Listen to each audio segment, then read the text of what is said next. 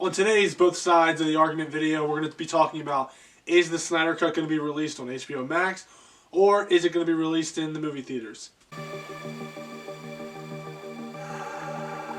What's going on, my DC fans? Welcome back to another episode. Let's just dive right into it. Both Sides of the Argument, Episode 3. Will the Snyder Cut be released on HBO Max, or will it be released in the movie theaters? We're going to see both sides of the argument. Okay, so the first side of the argument is that the movie will be released on HBO Max. HBO Max makes a lot of sense for WB because they don't have to put any more money into it. You just plop it on HBO Max, boom, you get more subscriptions because the Snyder Cut, all the Snyder Cut fans, all the big hard DCEU fans are going to flock to HBO Max and they'll be watching it all the time. It's just that easy, right? So you think like, oh yeah, like I don't see why they wouldn't do that. But also I want to talk about is how I was watching a video this past weekend. Someone was saying that they were thinking there's a possibility of the Snyder Cut being an actual series. And I heard this before. I don't know. I mean, I could see it happening, but I'm just not sure. But what they were saying is just imagine having Ben Affleck and all of the Justice League, Henry Cavill, all of those Gal Gadot, all those characters that were on the big screen, and now you're telling me that they're going to have a Justice League HBO series on HBO. That, hell yeah, I mean, everyone would flock to that. I mean, that's a no-brainer. And then, you can let Zack finish his arc, but make it like seasons, right? The first season will be a couple episodes of the 3.5 hour cut that Zack intended for the first movie, and then have like a second season, which is, his Justice League 2, and then the third season will be his Justice League 3. And I was like, wow, I never even thought about that. And that way, it just works out on all ends, because they were saying that I think Game of Thrones had like $15 million per episode or something like that, and the CGI for Game of Thrones is really good. It's top notch. So, it would be nothing for them to give Zack this money to finish these movies and to make them into episodes. It's very interesting. Never looked at it like that. It does make a lot of sense, and I can definitely see them doing that. So you have that side of the argument. You have HBO Max. It's easier, less money. Plop it on there. You could make a show out of it. You have HBO Max.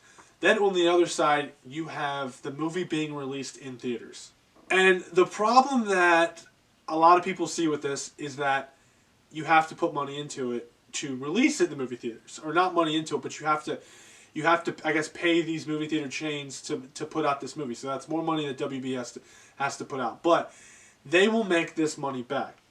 The reason I feel in favor of the movie or the theatrical release for this movie is simply because the international folks are not going to be able to see HBO Max right away. They're not going to be able to. Now, if you say that the Snyder Cut isn't coming out for a year or so, and it will be on HBO Max, and by that time they can have it internationally, then yeah, I could see that. But Zack wants everyone to see this movie. If you're telling me the movie's coming out in 2020, I simply believe it will have a theater run because he wants everyone to see it, and he knows that it's not fair. It's simply and Zack wants to please all the fans. That's what he's here for. That's why he's doing this. That's why he's interacting with us and doing all these contests.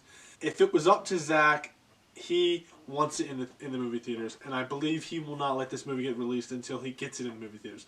I could be completely wrong, though. I'm just saying that's kind of what I'm leaning towards. So yeah, you have, again, HBO Max, easier, less money. The movie theaters is you have to put more money into it, but everyone gets to see it, so maybe your profit will be more. You really just don't know. And then, obviously, DVD sales are going to spike. I mean, there's so many DVDs are going to sell this movie when it gets released.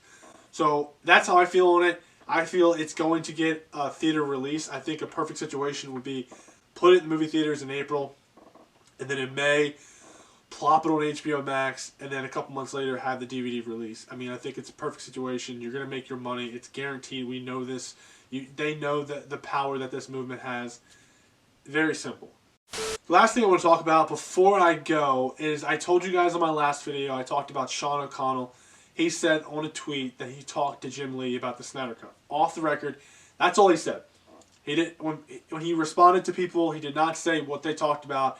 He did not say if it's coming, if it's not coming. I believe that Sean got a lot of information from Jim Lee personally. If Jim Lee trusted Sean, I believe he told him what was up. And I told you guys to watch his Twitter to see how he starts to react now since talking to Jim Lee. And it's only been a couple days, and Sean's back at it. Release the Snyder Cut. You know what I mean? Like, full force. He's still tweeting about it. He's still on Release the Snyder Cut team. So, like I said, what does that tell us? That tells us that we have won. We know this. The movie's going to get released. We know this. But it's just a good sign. It's a really good sign when you see someone that has the pull like Jim Lee does. And Sean is still talking about it, highly talking about it. That is a great sign. Because, again, we just don't know what's going on behind the scenes. We simply don't know. We can watch Zack's video. We can see what Zack puts out there. But we don't know what's going on behind the scenes. And when a man like Jim Lee talks to Sean OConnell, a man who has so much pull, and now Sean is still pushing for the Snyder Cut, I believe Sean knows something. And it's a very good sign. And we are closer than ever, guys. We just don't stop. And also the last thing I want to talk about, I promise, is how there was a second thing that Release the Snyder Cut was going to do. RT Snyder Cut was going to put out about an event that they were going to do for Valentine's Day.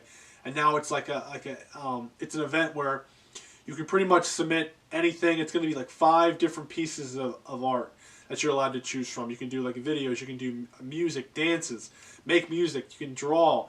Literally anything artistic you can submit on this day.